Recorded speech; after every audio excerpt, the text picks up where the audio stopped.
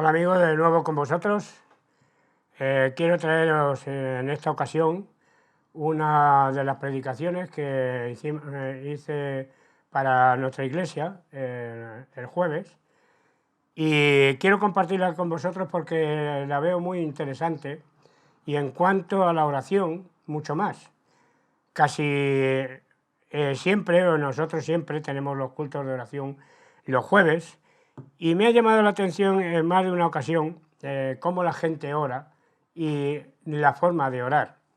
Entonces quiero hacer este mensaje porque creo que la oración que la Biblia nos da, tal como el Padre Nuestro, que el Señor se lo enseñó a sus discípulos, no para que lo repitieran como papagayos, sino como una manera de exaltar el nombre de Dios y honrarle en todas las cosas. Buscando en internet, en Wikipedia, dice definición de la oración. La oración, rezo o plegaria, es el concepto religioso por el cual una persona cree que por medio de un rito se invoca a una divinidad, un santo o cualquier otra cosa llamada sagrada. Según la Biblia, que es la verdadera donde está la verdadera oración, es la comunicación que tenemos los hijos de Dios con nuestro Padre Celestial. En Mateo 6, como ya os he dicho, el Señor nos da la oración modelo.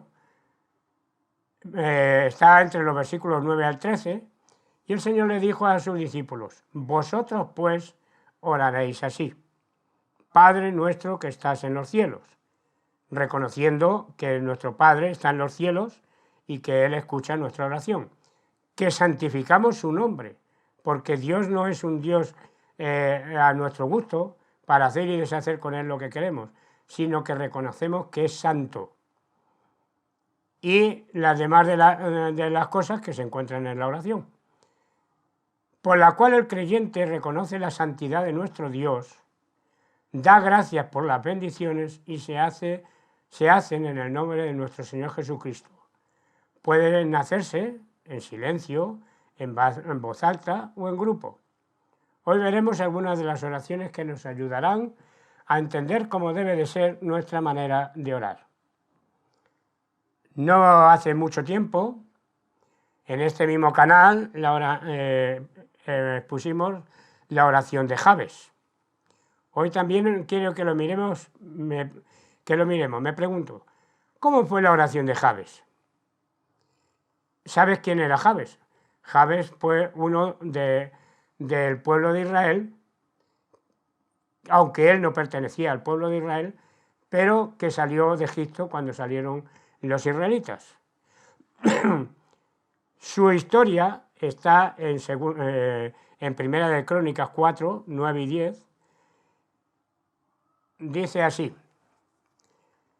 de la mucha gente que salió, según Éxodo 12, 37 y 38, que no eran israelitas, él seguramente que fue uno de ellos, que seguramente también era esclavo. Pero echamos un vistazo a su oración. Vamos a ir a Primera de Crónicas, y en el capítulo 4 encontramos en el versículo 9: y Jabes fue más ilustre que sus hermanos, el cual su madre llamó Jabes, diciendo: por cuanto le di a luz en dolor. E invocó Jabes al Dios de Israel, diciendo: oh, si me dieras bendición y ensancharas mi territorio, y si tu mano estuviera conmigo y me libraras del mal, para que no me dañe. Y le otorgó Dios lo que pidió. Si sigues leyendo, vas antes de este texto y después de este texto solamente menciona a los descendientes de Judá. No menciona a ninguno más y no se entretiene en nombrar a ninguno más, sino solamente a uno, a Jabes. Dice que fue más ilustre que sus hermanos. ¿Qué quiere decir esto? Jabes fue más ilustre que sus hermanos porque buscó el rostro de Dios. Le buscó íntimamente a Dios y pidió su bendición, y la recibió porque creyó en Él. No porque Dios es un caprichoso y da a quien quiere, no, sino que se acerca a Dios él recibe bendición de Dios. Dejando que su poder fluya, el poder de Dios fluya en nosotros. Si te fijas, la genealogía de Judá, hay muchos nombres, pero él solo a Jabes, que se detiene para que su nombre sobresalga entre sus hermanos. La oración de Jabes es un buen ejemplo de cómo debemos hacer de la oración una prioridad en nuestra vida. Busca la ayuda a Dios en tiempos de necesidad. Hebreos 4:16. Dice: acerquémonos pues confiadamente al trono de la gracia para alcanzar misericordia y hallar gracia para el oportuno socorro. Si alguien no se acerca a Dios, es imposible que Dios le bendiga. Es imposible que Dios le conteste a sus oraciones. ¿Por qué no? Dios no le va a contestar a sus oraciones si él vive una vida disipada en todo lo malo. Pero Jabes dice que invocó el nombre de Dios y Dios le concedió lo que pidió. Ahora nos vamos a centrar en otra personita que la encontramos en Primera de Samuel. Esta fue la madre de Samuel, y vamos a ver qué petición hizo Ana. Ana era una mujer casada con Elcana, que tenía otra mujer que se llamaba Penina. La historia de Ana es muy sencilla. Ana no tenía hijos y la petición de Ana fue por un hijo. La oración de Ana, hecha desde su corazón, alrededor de una familia que no estaba acorde, aunque parecía que sí, que eran muy buenos religiosos, pero que no, aunque ellos iban todos los días, todos los años a Silo a adorar, pero el entorno de aquel tiempo en cuanto a la religión era muy banal. La oración de Ana, hecha desde un corazón roto por el dolor y súplicas al único Dios que tenía la solución para su problema. El relato de Ana quizás hoy no sería muy común. Llorar por no tener hijos, la gente hasta la aplaudiría. Pero en el tiempo cuando ella hizo esta oración, si la mujer no tenía hijos, era repudiada por su marido. Tener un hijo, y si este era varón, representaba la continuidad de la familia. La encontramos en un entorno familiar un poco convulso, aunque un entorno religioso, pues vemos que su marido y toda su familia iban todos los años a Silo a adorar. Pero el problema de Ana no se solucionaba a pesar del interés de su marido y la rivalidad de su otra esposa, Penina, a pesar del amor de su marido Elcana, que él le tenía, pero Ana tenía una necesidad que tan solo Dios le podía dar. Versículo 9 del capítulo 1 de Samuel. Y se levantó Ana después que hubo comido y bebido en Silo, y mientras el sacerdote Elí estaba sentado en una silla junto a un pilar del templo de Jehová. Ella, con amargura de alma, oró a Jehová y lloró abundantemente. E hizo voto, diciendo: Jehová de los ejércitos, si te dignares mirar la aflicción de tu sierva, y te acordaras de mí, y no te olvidares de tu sierva, sino que dieras a tu sierva un hijo varón, yo lo dedicaré a Jehová todos los días de su vida, y no pasará navaja sobre su cabeza. Estamos atravesando un tiempo difícil en todos los sentidos. Lo que el año pasado, 2019, parecía normal, en el 2020 ya no lo era. Nuestras iglesias, mejor dicho, los locales de la iglesia, se tuvieron que cerrar por causa de la pandemia. Y aunque cada uno celebraba los cultos como puede, pero entonces estábamos exentos de un abrazo, de gozarnos los unos con los otros. Mira, en el capítulo 3 vas a encontrar lo que antes te decía, de que por aquel tiempo las cosas no funcionaban como deberían de funcionar en cuanto a Dios. Lo que hoy vemos es que queremos echar a Dios de nuestras casas, queremos echar a Dios de nuestras iglesias, queremos echar a Dios de cualquier parte, porque coger un ídolo es más fácil y lo manejamos mejor. Pero dice el capítulo 3, versículo 1, el joven Samuel ministraba a Jehová en presencia de Elí, y la palabra de Jehová escaseaba en aquellos días. No había visión con frecuencia. Aquí Samuel ya, el hijo que Ana solicitó al Señor, ya se lo había concedido, pero como hemos visto en la última parte del versículo, dice, la palabra de Dios escaseaba en aquellos días. Quiere decir que la palabra de Dios no era predicada como hasta ahora, como había sido en otros tiempos. Y a pesar de todos estos problemas, el diablo aprovecha para crear disensiones los unos con los otros, pues es lo que pasaba en la casa del Cana. El problema venía de lejos. El Cana tenía 2 mujeres que se hacían la guerra a pesar de que todos los años venían a Silo a adorar. Penina, lejos de hacer las paces con Ana, la irritaba. ¿Y por qué causa? Porque ésta no tenía hijos.